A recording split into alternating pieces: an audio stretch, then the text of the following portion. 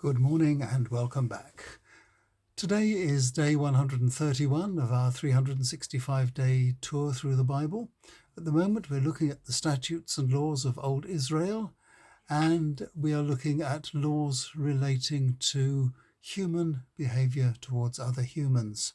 Today, we come to a part of the book of Deuteronomy where we are looking at how slaves should be treated. This is Deuteronomy chapter 15, verses 12 to 15. I'll turn you around so you can see the text. If a fellow Israelite should sell him or herself, or be sold to you as a slave, you are obliged to set them free once they have served you for 6 years. At the start of year 7, you must release them, and not send them away empty-handed, but be generous. Give them from what Yahweh has blessed you with: sheep, corn, wine. Call to mind that you were slaves yourselves in Egypt, and it was Yahweh that liberated you. That is the reason why I am commanding you to do this.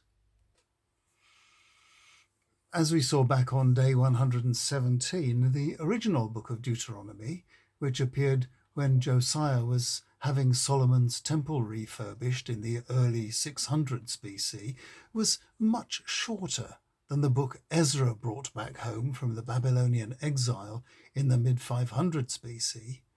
Scholars like Ezra had been working on it, pondering how the Jews had fallen short of its ideals, and trying to see what God meant by such bold statements as, "You are obliged to set slaves free once they have served you for 6 years." The priests and lawyers who had been seeking the mind of God on this and other matters had, by the return from Babylon, added their own conclusions to the original texts.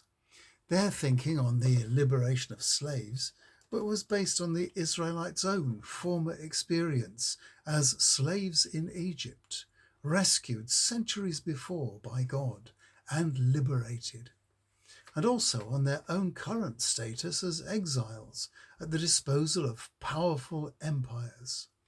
From now on, once they had the freedom to do so, they were not just going to obey the code of Deuteronomy, they were going to super obey it, so that a similar fate did not overwhelm them again.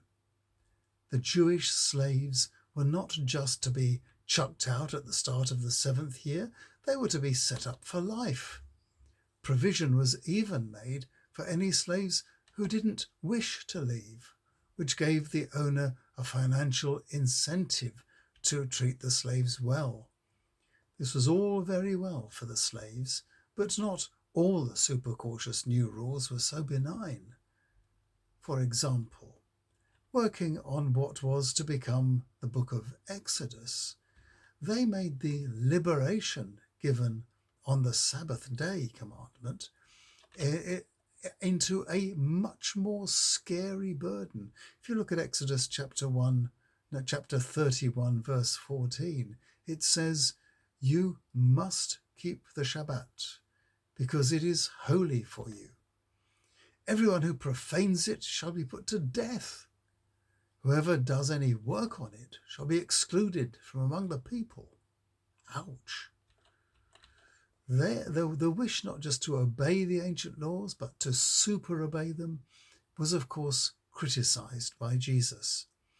He judged Ezra's successors, the lawyers and the Pharisees of his own day, saying in Matthew 23, verse 4, for instance, they have tied up the law in packages that are too heavy for people even to lift. Then once they have put them on our shoulders, they won't even lift a finger to help us carry them. Those who read the Bible today, using it to look for passages that they can use to make others feel guilty, uncomfortable, unworthy, or evil, are of course doing exactly the same thing. They are leading others back into slavery.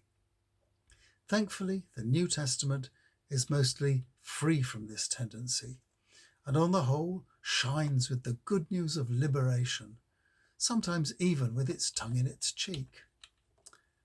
Tomorrow, we look at how justice was to be administered amongst those who had returned from the Babylon exile.